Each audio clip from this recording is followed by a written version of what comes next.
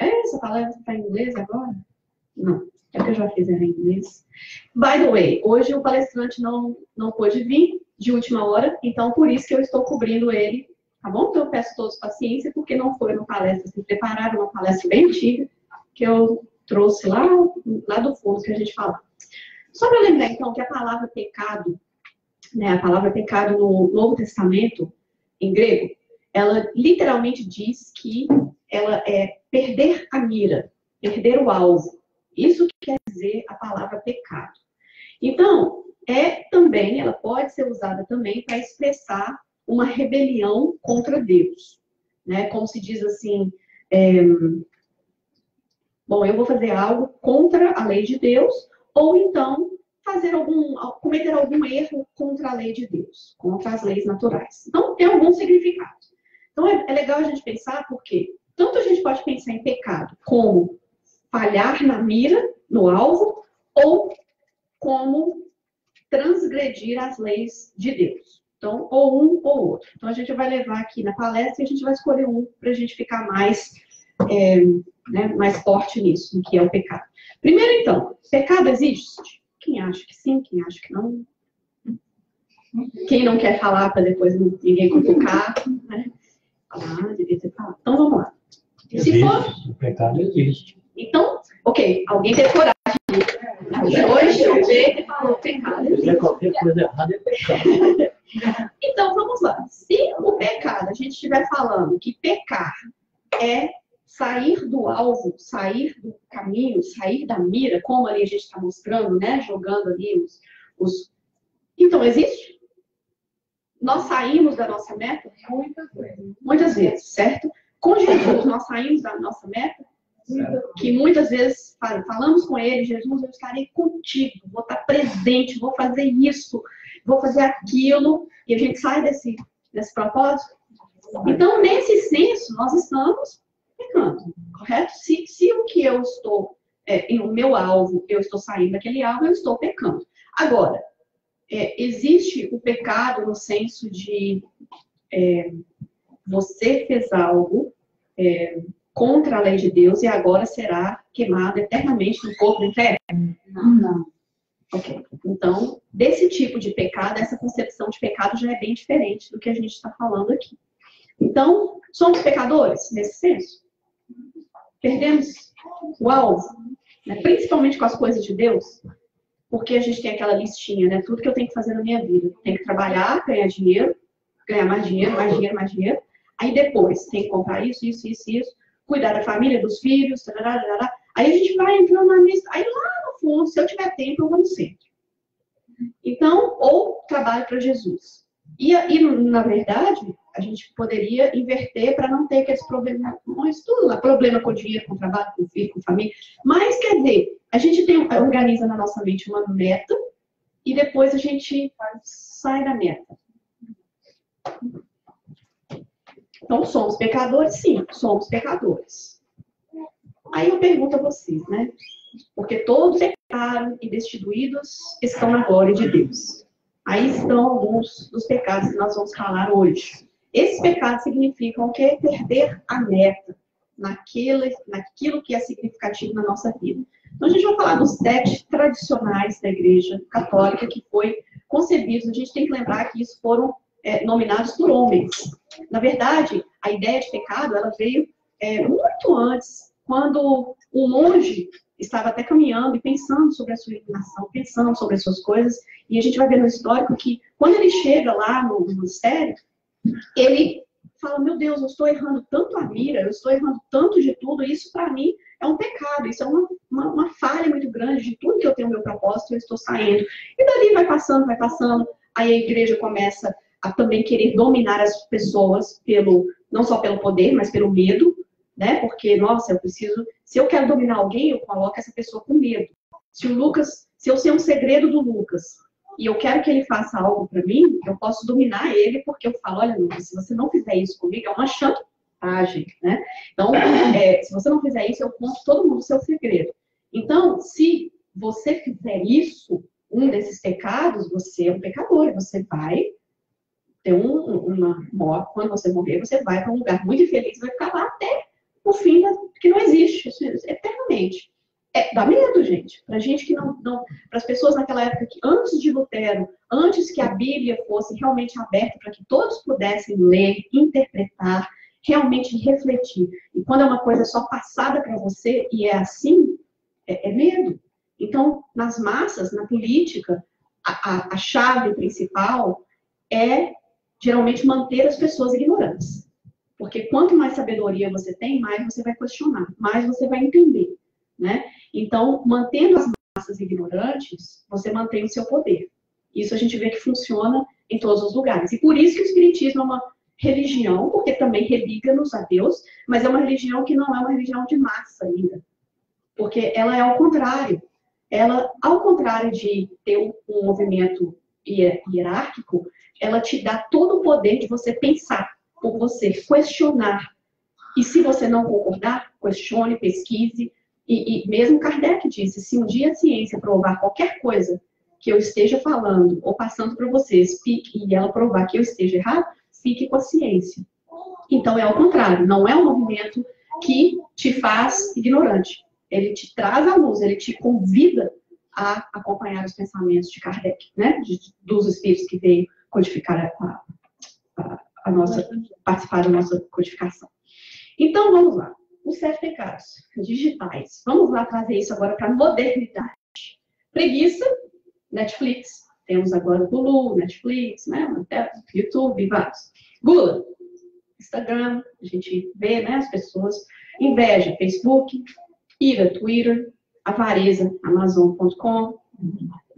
Luxúria, Tinder. Soberba, né?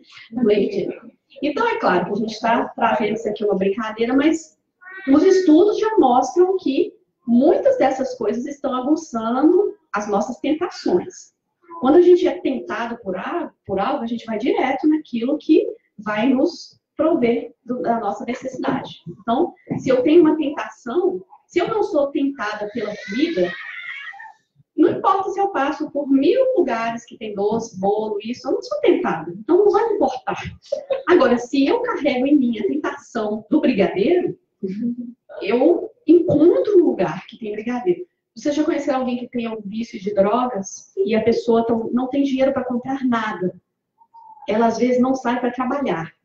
Mas, para comprar a droga, ela faz o possível e o impossível para arrumar o dinheiro e vai onde que estiver a droga. Vai caminhando por milhas e milhas e milhas até encontrar o que ela quer. Então, uma pessoa que tem uma dependência física, uma dependência tóxica, química, ela não é uma pessoa preguiçosa. Tanto que ela faz. Ela consegue fazer mais do que qualquer uma pessoa que estivesse indo para o trabalho.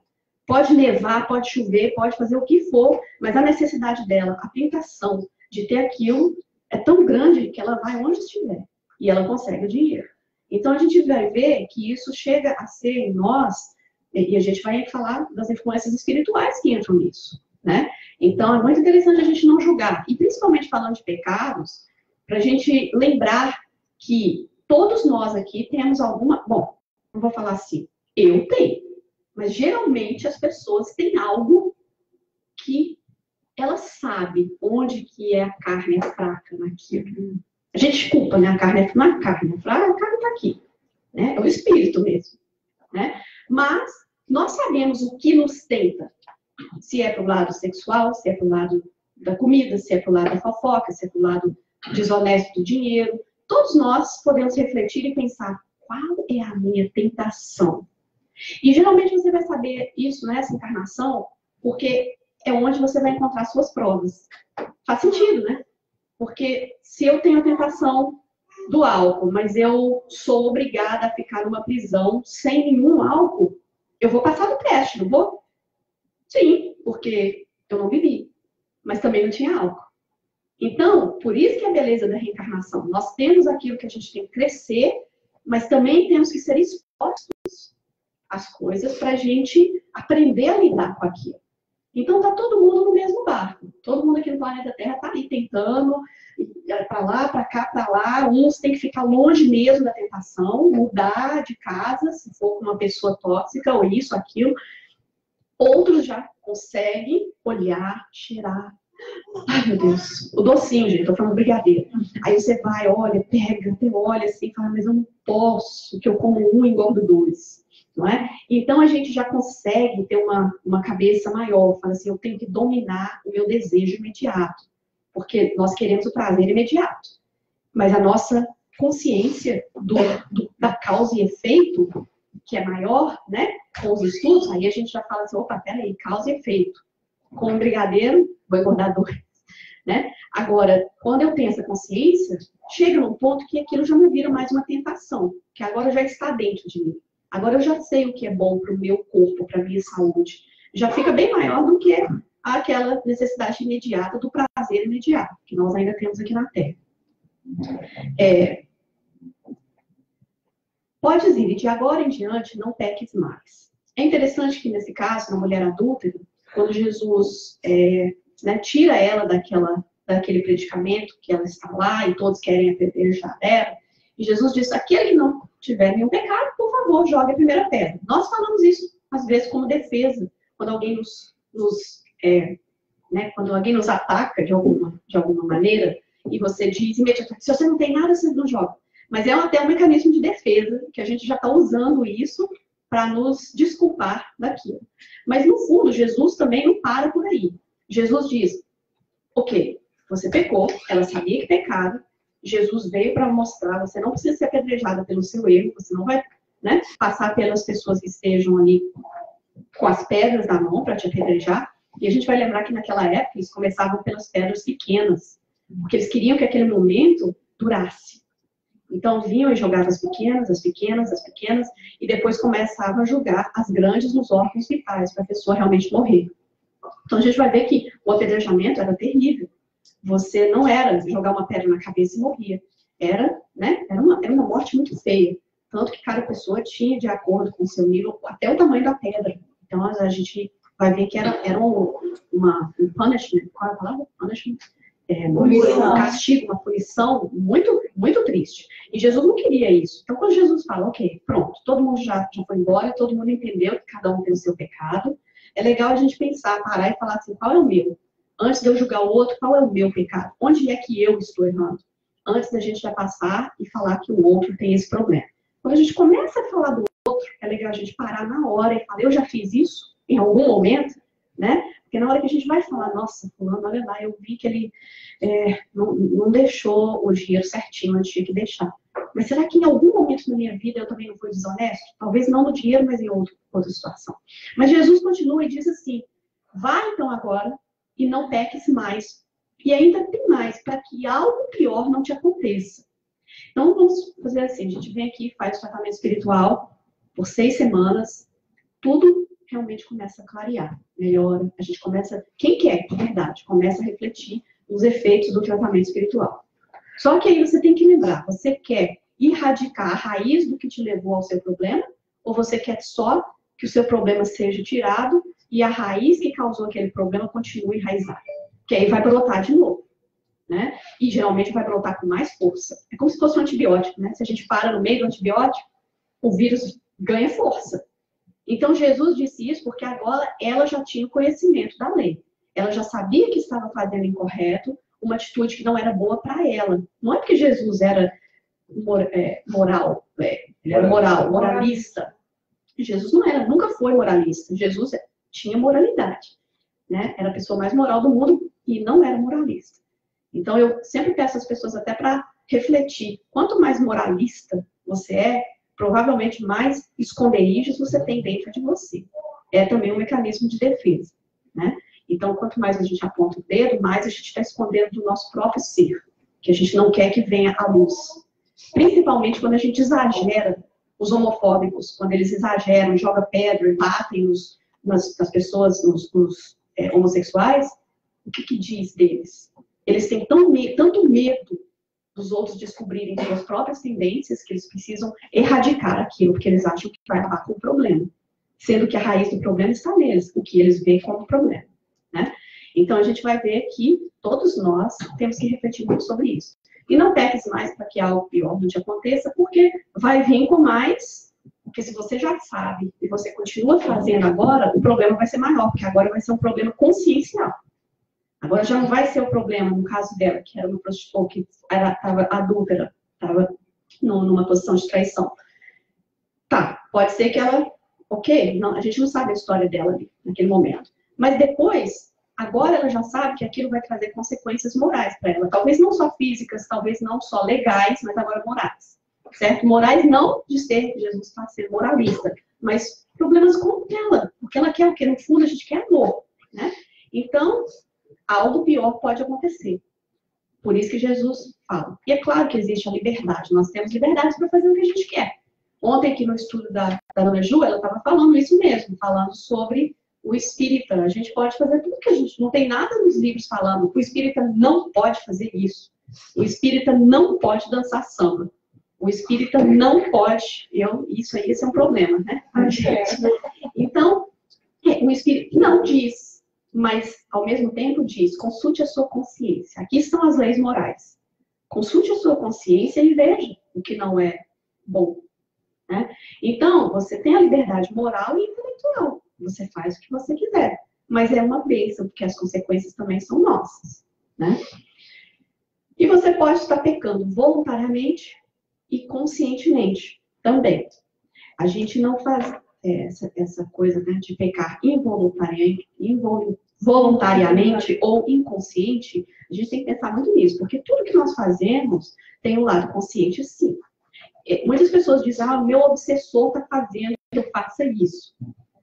E o obsessor fala assim, meu Deus, eu já estou doido para sair dessa pessoa, mas ela não para de me chamar, não para de falar meu nome, fica o tempo inteiro querendo me culpar de tudo. A pessoa é a obsessora do obsessor. No fundo, ele já queria ter se livrado há tempos de você. E você, portanto que você chama ele, fala e culpa e conversa sobre ele, ele fala, não consigo, toda vez que eu quero sair e ir embora, a pessoa me chama de volta. Então, não existe obsessão sem também uma consciência, um voluntariado nosso também, para que aquilo esteja acontecendo. É pesado, às vezes as pessoas vão depois falar, mas você não devia ter falado isso, mas não é. Não seria justo, não seria justiça de Deus se a gente estivesse passando por algo que nós também não estivéssemos abertos a passar aquilo, né?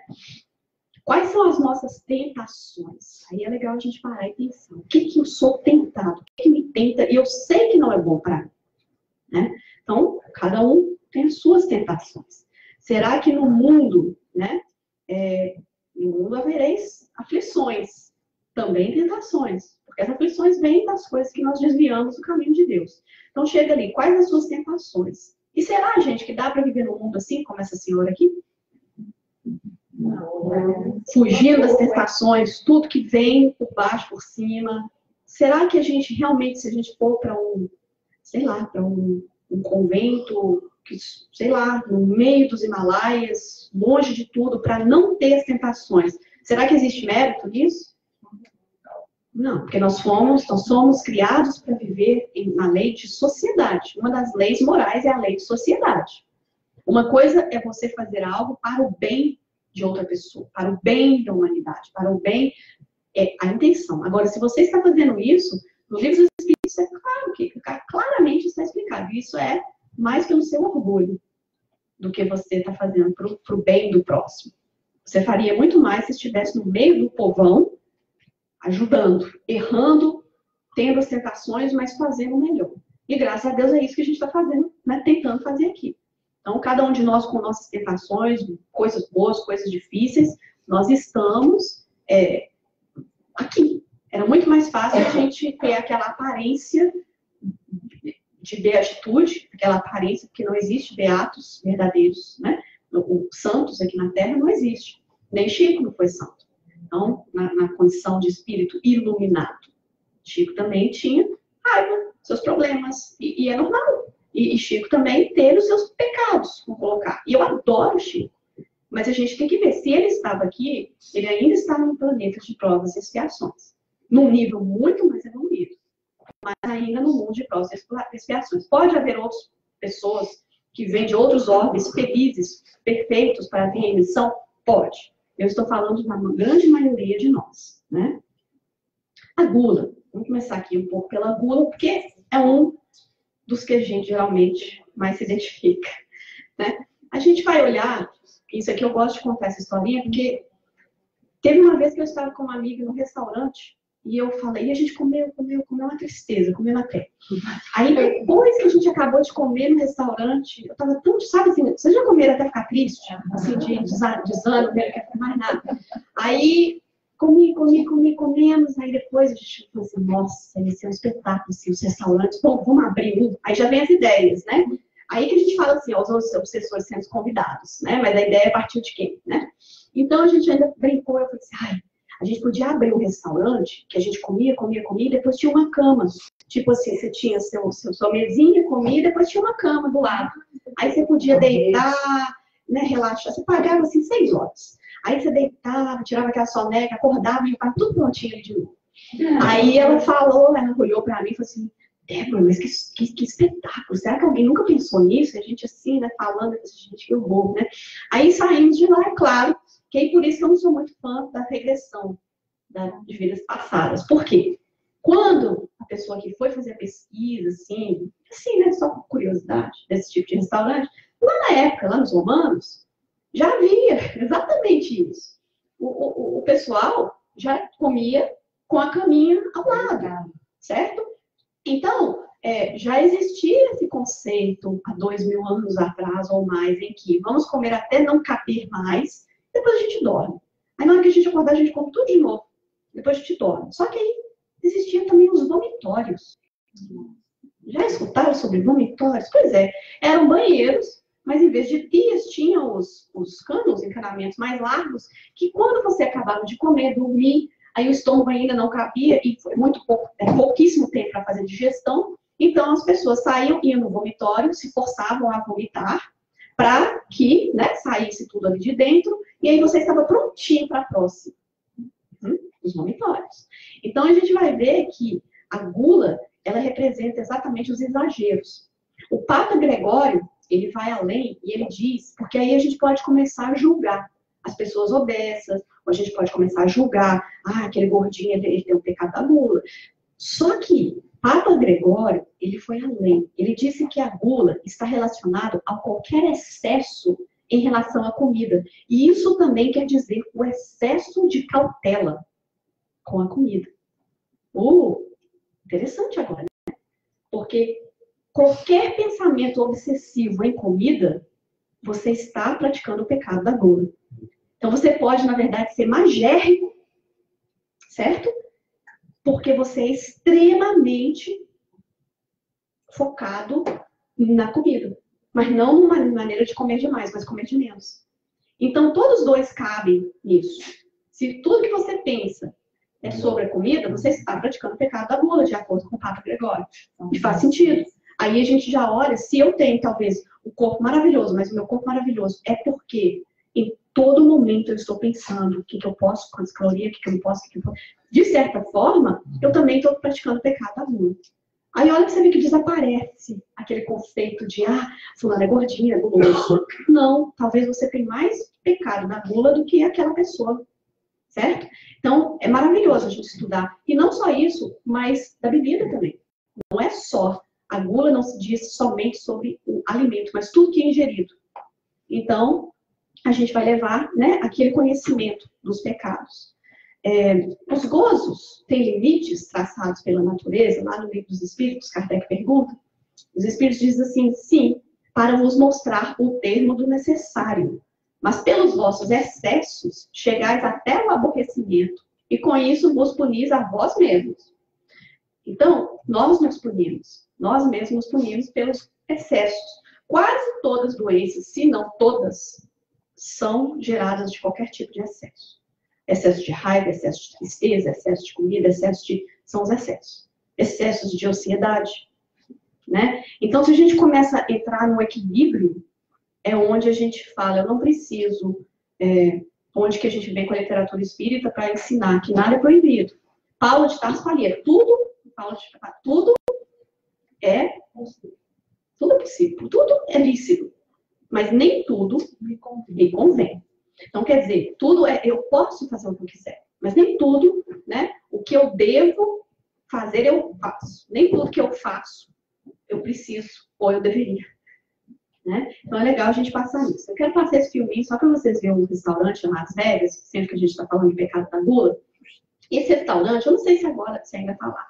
Esse restaurante, ele é assim, você entra nele e você paga, e cada sanduíche, cada coisa é...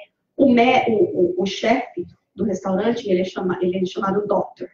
As enfermeiras são as garçonetes. Você entra e eles te dão o vestido de hospitalar, para você já saber que você está entrando num lugar que exacerba a gula. Então a gente vai passar só um pedacinho só para vocês verem como que é interessante um lugar desse. Hello, how are you, sir?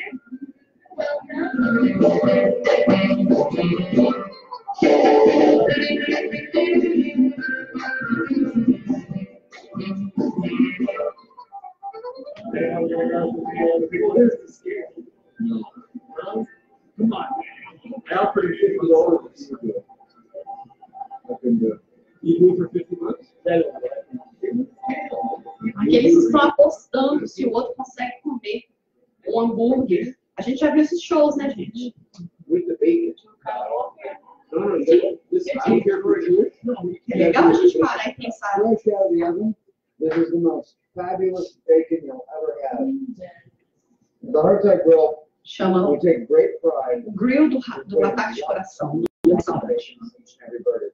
The quadruple bypass burger has 20 slices of bacon. Um dos hambúrgueres tem 20 pedaços de bacon. That's the quadruple.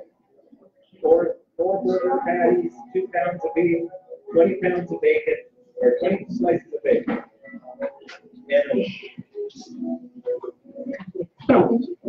Tem várias coisas. Mas a nossa sociedade, a gente tem que lembrar qual é o caminho, né? Porque nós estamos, Paulo de Tarso também falava, seja do mundo, né? Você vive no mundo, mas tente não pertencer a essas coisas que te tiram tanto do caminho. Por quê? Porque Deus é moralista? Porque Jesus é moralista? Você não pode comer seu hambúrguer? Não. É o excesso. É quando você entrega o que é necessário para o supérfluo, para os nossos excessos. Então, é lembrar, hoje já estão fazendo caskets, né? Do tamanho Hoje no mundo, mais pessoas morrem pela obesidade do que pela falta de comida. Olha para você ver os nossos excessos. E aqui, ninguém está aqui para apontar dedo para ninguém. Nós todos temos os nossos pecados. Nós estamos escolhendo alguns deles. Mas é interessante a gente ver que antigamente morriam mais pela falta de comida. Hoje, mais pessoas morrem pelo excesso do que pela falta.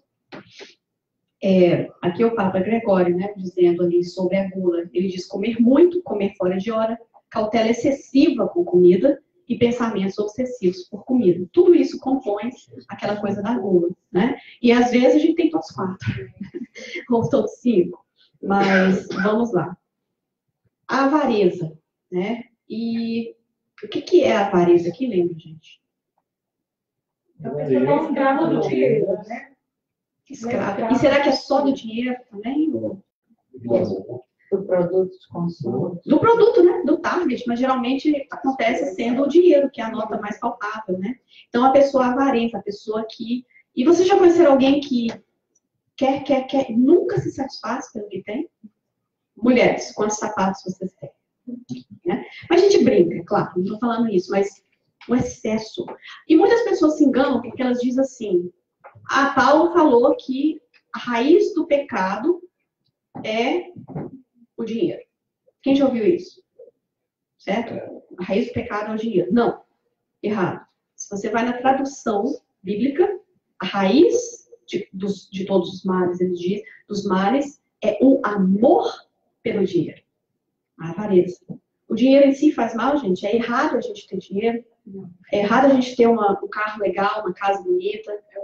Não. Em nenhum lugar na codificação você vai encontrar isso. Ao contrário. Nós somos feitos para viver em abundância.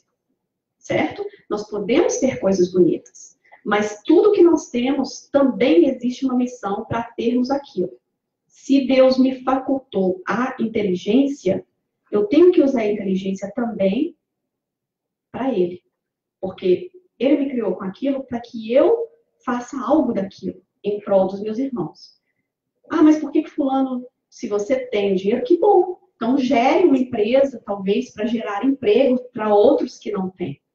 É bom, a gente precisa de gente que tem muito dinheiro. Precisamos de pessoas que têm inteligência para multiplicar. E que beleza quando eles multiplicam esse dinheiro em prol de gerar mais, né? Porque é aí que entra o problema né, da ideia comunista. Porque nós somos diferentes. Nós não estamos em ponto de partida nesse planeta Terra. Nós já fizemos escolhas diferentes. E nós temos o direito de fazer escolhas diferentes. Então, daí existe aquele livre-arbítrio. É uma utopia. Quando nós chegarmos no ponto em que todos nós iremos fazer o mesmo, tudo será dividido igualmente, todos terão os mesmos direitos, aí sim a gente pode até levar essa ideia, né, que iria funcionar. Mas nós temos o livre-arbítrio, nós somos seres diferentes. Quem aqui já conhece alguém, ou já conheceu alguém que, num processo depressivo, compra? Não tira etiqueta, às vezes devolve, compra. Então, a gente vai ver que o excesso gera doenças. Às vezes a doença gera um dos sintomas, às vezes o sintoma gera a doença. Não o sintoma, mas a gente às vezes é aquela coisa. Você compra tanto porque existe um buraco ali dentro. Então você tem que tampar aquele buraco com as compras. E outras pessoas, e com tanta compra também, às vezes nós nos damos para uma coisa que é tanta, que gera uma doença. Então, às vezes a doença gera e às vezes a outra coisa que gera a doença. Então, por isso mesmo é recomendado o equilíbrio. E tantos que têm e tantos que faltam. Chico dizia que tudo que nós temos sobrando, alguém no mundo precisa daquilo, né? Tudo que nós jogamos fora. Gente, me parte o coração jogar comida fora. Me parte o coração. Aqui no Ceará eu falo, pessoal, o que tiver na geladeira, se você está duvidável, me dá. Porque eu levo para minha casa, eu olho direitinho, eu não vou vender aqui, porque eu não quero, né, problema, mas eu olho lá em casa, entendeu? Passou da data, não jogo fora, dá para mim. Porque eu levo para casa, eu olho, óbvio, não vou comer nada estragado, não vou colocar minha saúde em risco, mas eu vejo até o último minuto que eu posso comer aqui, antes de jogar fora. Porque dói o nosso coração, sabe? De saber que alguém está catando grãozinho de pão em algum lugar do mundo e nós fazemos assim, para dentro do lixo, né? É uma tristeza muito grande a gente lembrar dessa foto. A luxúria é o desejo passional e egoísta por todo o prazer corporal e material. A luxúria, às vezes, é definida como desejo perante o prazer sexual mal administrado. Mas ela incorpora também a comida, a bebida, a superioridade, tudo. A luxúria é aquele desejo egoísta. Tem que ser meu, é meu. Sim, mas ela é casada. Não, mas eu quero ela. Ah, sim, mas aquela pessoa não te deu consentimento, né? Não deu consentimento. Ah, mas tem que ser minha. Ah, mas esse cara... Então, a gente vai entrar que não é só o desejo. Jesus lhe falava que você não precisa cometer o adultério. Só pelo pensamento você já cometeu o adultério.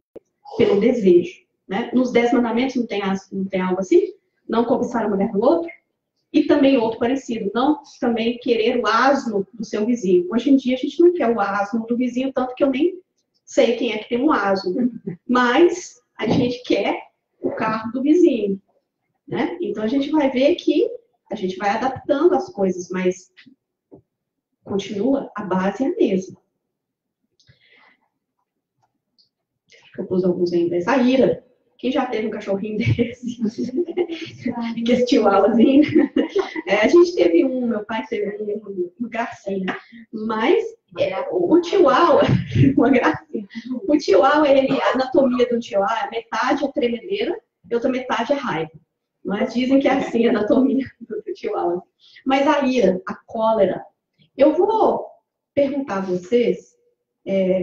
Tadinho, bonitinho. Ele é bonitinho, gente. Só porque ele estava estressado esse dia. Mas quem aqui sente raiva? Só eu? Todo mundo? Todo mundo, de vez em quando a gente dá raiva. Por que a gente fica com raiva? Que a outra não salvou do jeito que a gente quer. Todo mundo fica com raiva pelo mesmo motivo. Porque alguma coisa não saiu do jeito que você queria. É ou não é? Não tem outro. Você só fica com raiva porque você foi contrariado. Ah, mas eu não queria que o candidato que ia ajudar todo mundo, ele não ganhou. Pois é, você queria que ele tivesse ganhado, não é? Então, foi contrariado? Foi. Aí você ficou com raiva? Fica. Toda raiz da raiva vem em alguma forma de contrariedade.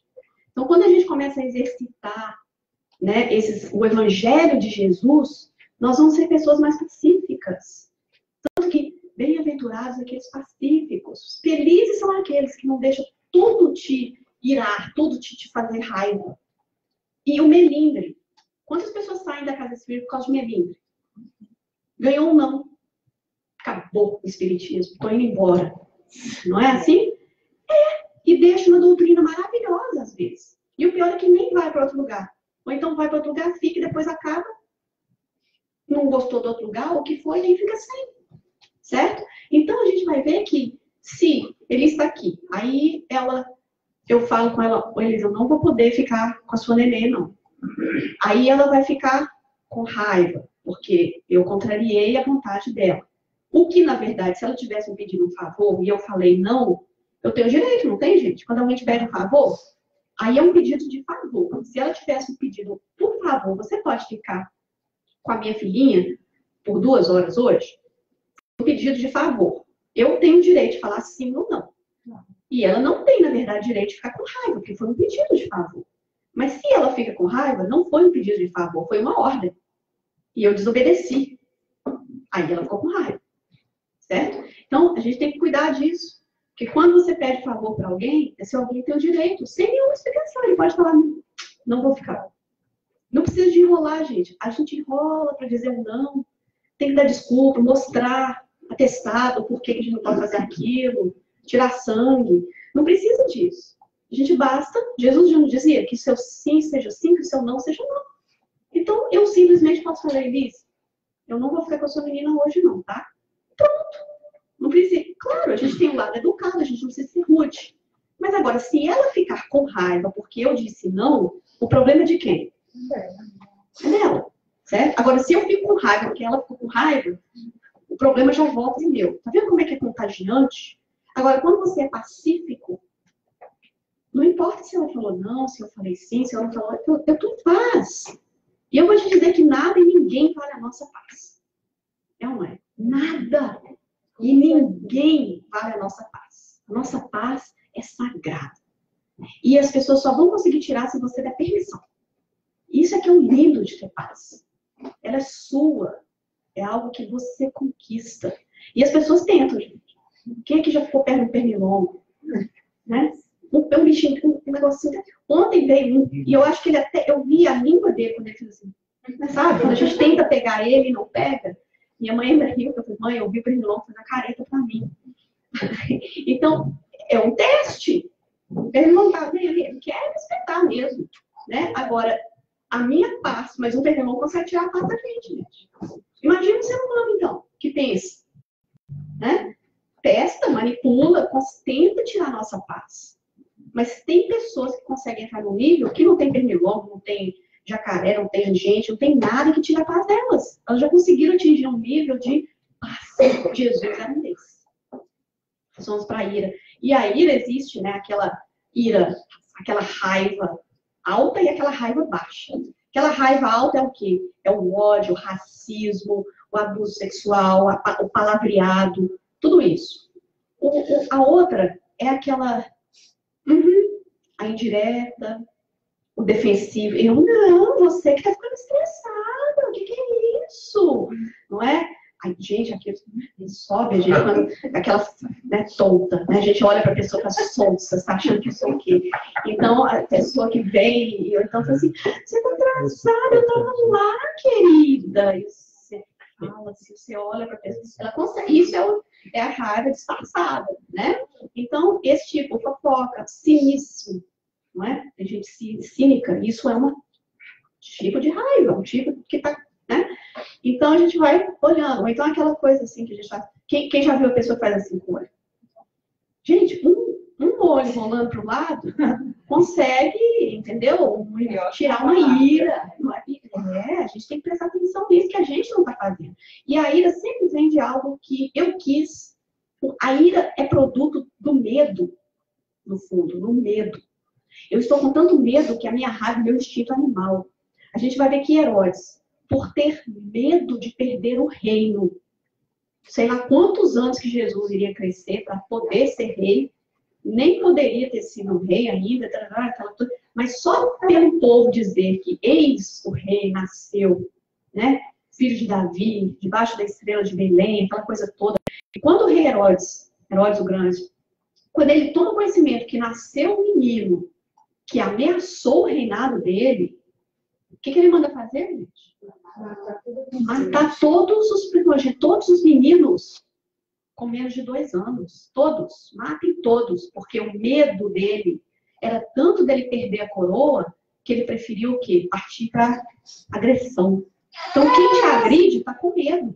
Porque toda agressão é uma forma de medo. Né? É legal a gente pensar isso. Olha o que o medo pode levar. O mal é ousado, o bem é tímido. Os Espíritos nos dizem assim, no livro dos Espíritos: os maus são intrigantes e audaciosos. Os bons são tímidos. Quando estes o quiserem, preponderarão. Então, quando o bem quiser vencer, vai vencer. É só porque o mal, a gente conhece. O mal fala. Quem é que vê noticiário? Quando a pessoa vai dar uma notícia ruim, o cara quase sai na cabeça no vídeo da sua televisão. Vocês viram lá aquele sangue saindo? A televisão quase suja de sangue quando o pessoal está dando notícia de desastre, né? Quando é o bem, pois é, meus amigos, hoje fulano conseguiu a cidadania. Pronto, acabou. Agora partiremos para os comerciais. Não é assim? Agora, quando é uma coisa ruim, você sente você cheira sangue ali na televisão. Porque o mal, ele é ousado, ele fala, ele grita. Por isso que daí morre. Mas quando a gente decidir, eu não quero mais.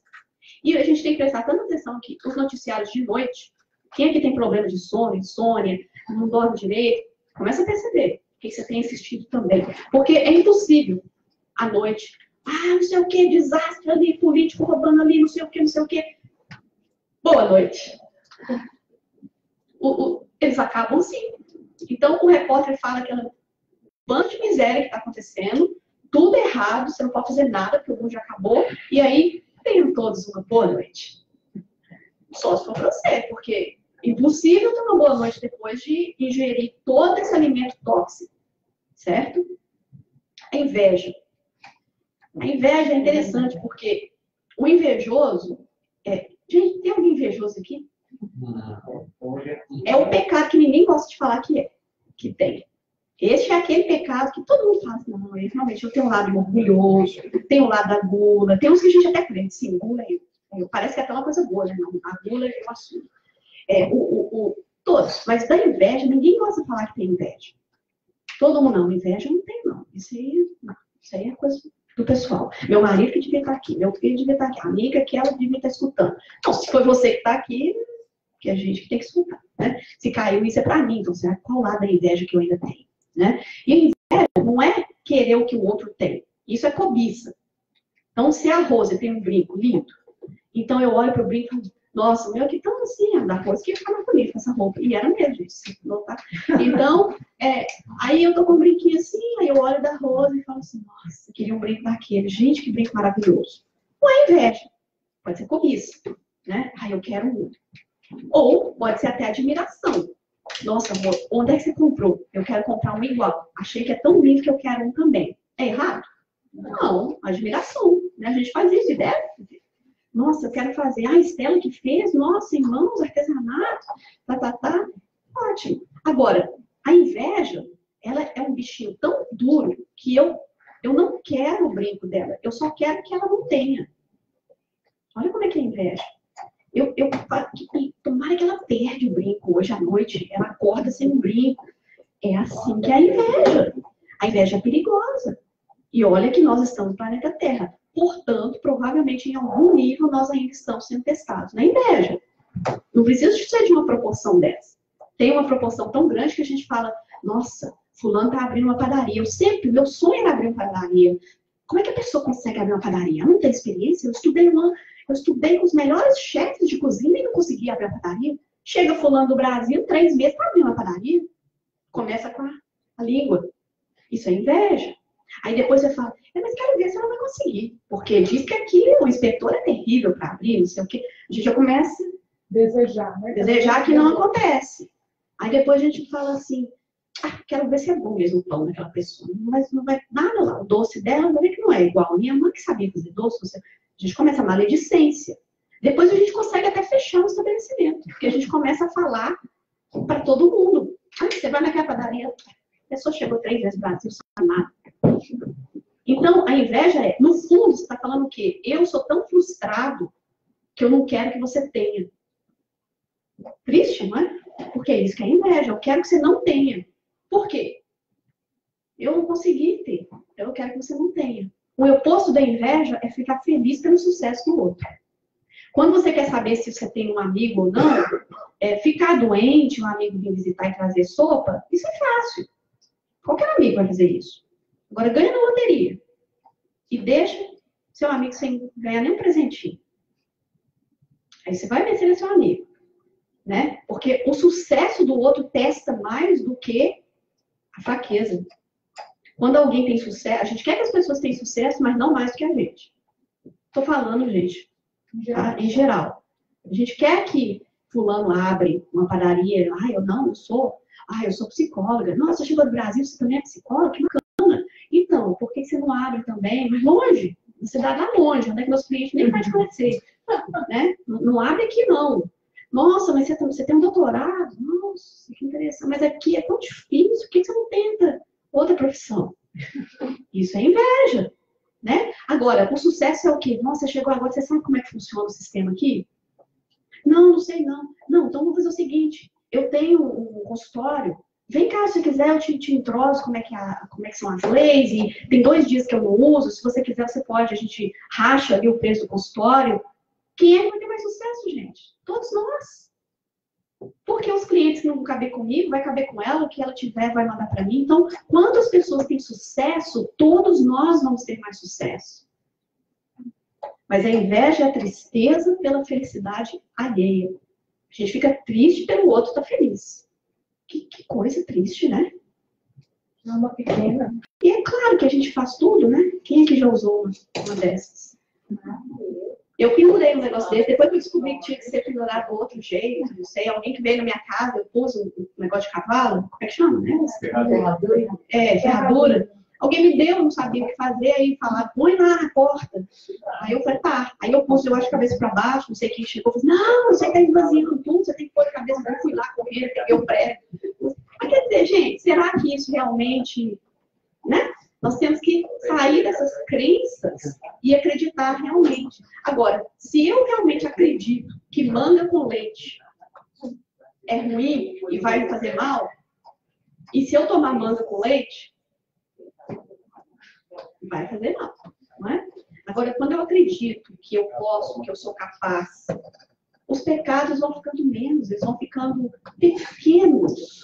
Nós vamos falar, acho que 2 mais e a gente está até encerrando, temos 3 minutos. A preguiça é a falta de capricho, de esmero, de empenho. Então, a preguiça, a gente vai ver da ociosidade. Isso é igual meu cachorrinho. Então, a gente vai ver que nós estamos com preguiça, muitas das vezes, de trabalhar para Jesus. É uma delas. Às vezes, da preguiça. Às vezes, a gente fala assim, meu Deus, eu quero. Ô, minha filha, você pode me dar só um pouquinho? Você pode ajudar seu irmão só um pouquinho? Nem hoje não. Né? A gente tem que ter cuidado, porque a inveja também. Eu quero que fulano tenha. Mas você vai fazer o que ele fez para conseguir? Não. Teve um pianista excelente, fantástico em São Paulo. Eu tenho que lembrar o nome dele. Ele deu esse show espetáculo. Chega uma senhora perto dele no final do concerto e diz a ele, nossa, essa música que você cantou, para eu ser capaz, na minha vida, de tocar do jeito que você tocou, eu seria capaz de entregar tudo, de fazer qualquer sacrifício na minha vida, só para conseguir tocar aquela peça. O que você fez? Aí ele falou, exatamente isso. Sacrifiquei a minha vida inteira para conseguir tocar esse pedaço. Não quer dizer, tem inveja?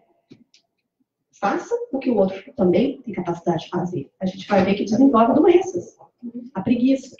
E aqui, vou passar 2 minutos só. A gente vai ver o quê? Né? Pessoa colocando isso. Preguiça, gente. Nós estamos desenvolvendo uma sociedade preguiçosa. A pessoa nem tira o negócio da caixa, senta na caixa. É uma cadeira ali, você só precisa de montar. Mas a pessoa já senta na caixa. Para pintar. Seria interessante, né? Mover o galho para depois pintar? Né? Preguiça. Hoje em dia a gente vê os carros com a neve e hoje você vai ganhar um baita de uma multa. Né? Preguiça. Tem gente que faz isso, gente.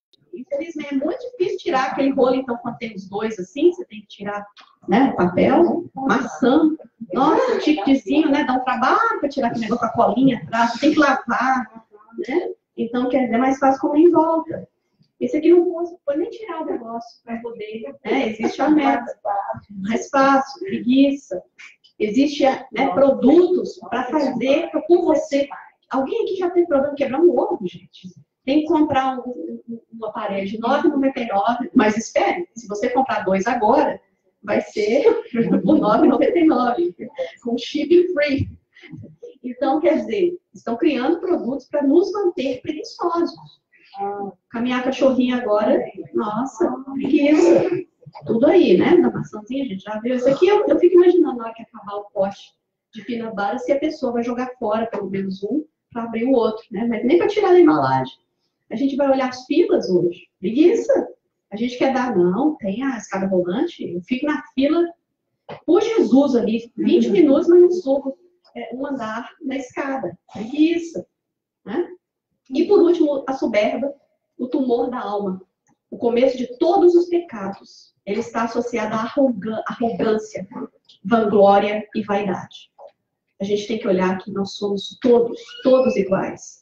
No minuto que eu começo a me colocar numa posição que eu sei mais, que eu sou melhor, que eu sou mais bonita, que a minha vida é melhor, que eu tenho menos expiações, menos provas, eu estou exercitando o oposto da compaixão e das leis de Deus.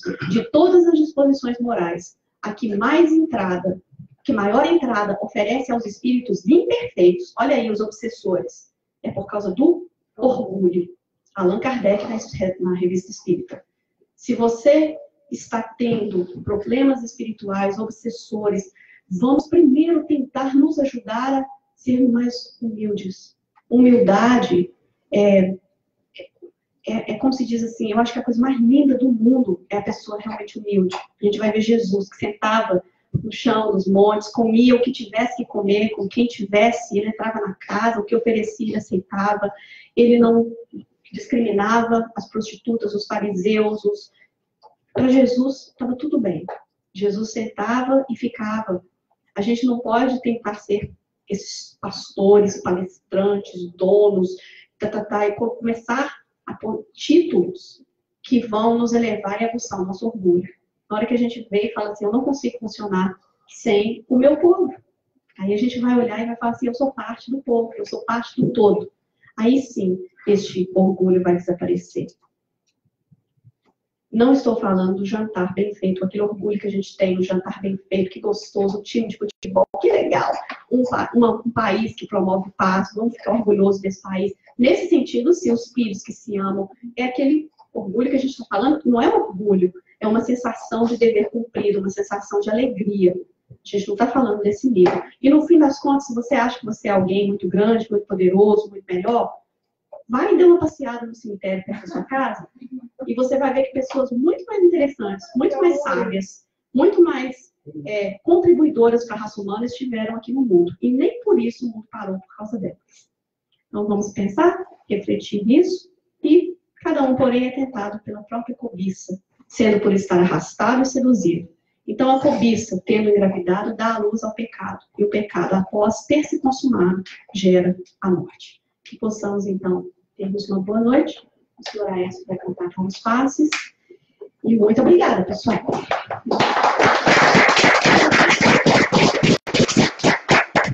Só contar os anúncios rapidinho, gente. Só queria agradecer.